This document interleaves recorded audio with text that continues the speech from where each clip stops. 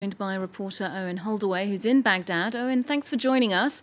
I believe the situation's quietened down somewhat now. Can you describe the day's events in Kirkuk?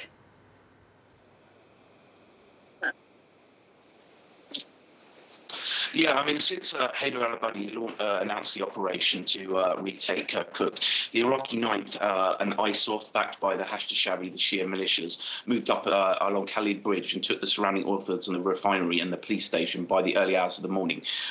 They then moved on to the K1 military air base and took that.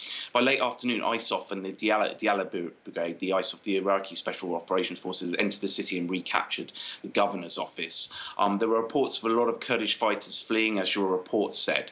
The Prime Minister in Baghdad has now appointed a new Iraqi governor.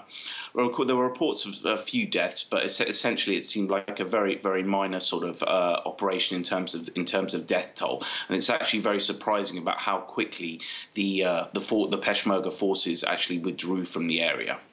Now, Owen, a representative for the Kurds in Kirkuk has described this development as tantamount to a declaration of war. Do you think that's justified?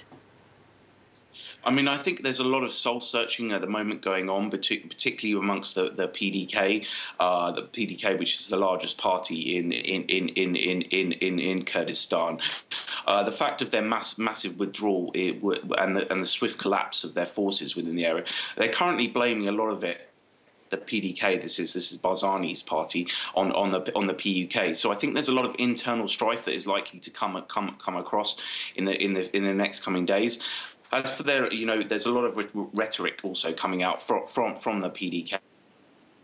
And the fact that this is a declaration of war. But that being said, militarily, the ISOF divisions are vastly, have much more better equipment than the Peshmerga or anything. So it's very unlikely that they'll be able to retake Kirkuk. Additionally, the international community, the US in particular, has been very neutral on what's happened.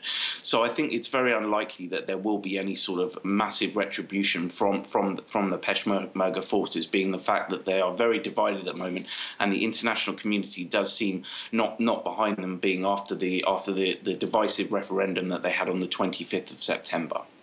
Thank you very much, Owen Holdaway, reporting there from Iraq.